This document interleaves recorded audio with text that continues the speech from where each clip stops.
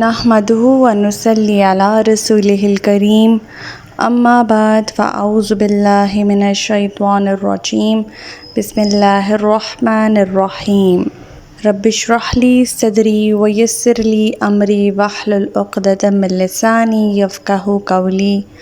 السلام علیکم ورحمۃ اللہ وبرکاتہ۔ صراط مستقیم میں آپ سب کو خوش آمدید۔ پچھلے سبق میں ہم حضرت ابراہیم علیہ السلام کے مہمانوں کا ذکر پڑھ رہے تھے۔ اللہ تعالیٰ فرماتے ہیں کہ نبی پاک صلی اللہ علیہ وسلم سے آپ انہیں ابراہیم کے مہمانوں کا حال بتائیے۔ جب وہ ان کے پاس آئے، ابراہیم کو سلام کیا تو ابراہیم نے کہا ہمیں تو تم سے ڈر لگتا ہے۔ وہ کہنے لگے یعنی کہ فرشتے کہنے لگے ڈرو نہیں، ہم تمہیں ایک صاحب علم لڑکے کی بشارت دیتے ہیں۔ ابراہیم نے کہا کیا مجھے اس حال میں اولاد کی خوشخبری دیتے ہو جبکہ میں بوڑھا ہو چکا ہوں؟ پھر یہ کیسی بشارت دے چکے ہو؟ وہ کہنے لگے ہم تجھے سچی بشارت دے رہے ہیں، لہٰذا مایوس نہ ہو۔ ہمارا آج کا سبق آیت نمبر 56 سے لے کر آیت نمبر 60 تک ہے، تو آج کا سبق شروع کرتے ہیں۔ بسم اللہ الرحمن الرحیم۔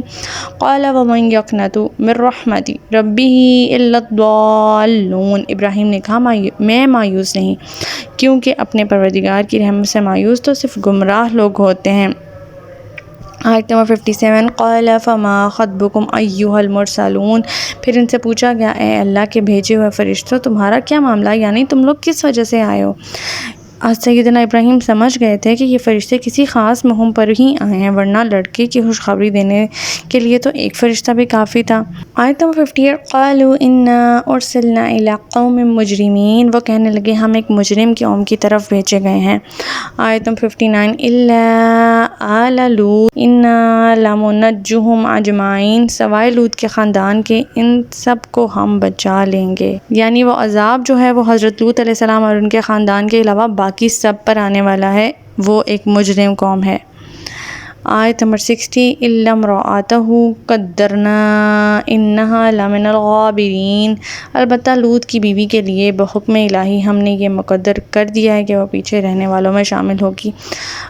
سیدنا لوط علیہ السلام کی بیوی کے بارے میں یہ کہنا ہے کہ مفسرین کے مطابق جب بھی کچھ مہمان یا کوئی نئے لڑکے آتے تھے اس قوم میں تو وہ جا جا کے خبریں دیتی تھی کہ یہ بدکاری کا کام کریں، اور وہ دعوت دیتی تھی۔ تو اس لحاظ سے اللہ تعالیٰ نے یہاں پہ کلیئر کر دیا کہ لوط علیہ السلام کی بیوی ان کے خاندان میں سے نہیں ہے، ان کے لیے حکم الہی آ گیا ہے کہ ان پر بھی عذاب آئے گا۔ تو ہمارا آج کا سبق یہیں تک تھا۔ اللہ تعالیٰ سے دعا ہے کہ اللہ تعالیٰ قرآن پاک کے احکامات پہ ہمیں عمل پیرا ہونے کی توفیق عطا فرمائے۔ اللہ پاک ہمیں ہدایت دے کہ جس کے بعد گمراہی نہ ہو۔ ربنا لا تزغ قلوبنا بعد إذ هديتنا وهب لنا من لدنك رحمة إنك أنت الوهاب۔ سبحانك اللهم وبحمدك أشهد أن لا إله إلا أنت أستغفرك وأتوب إليك۔ السلام علیکم ورحمۃ اللہ وبرکاتہ۔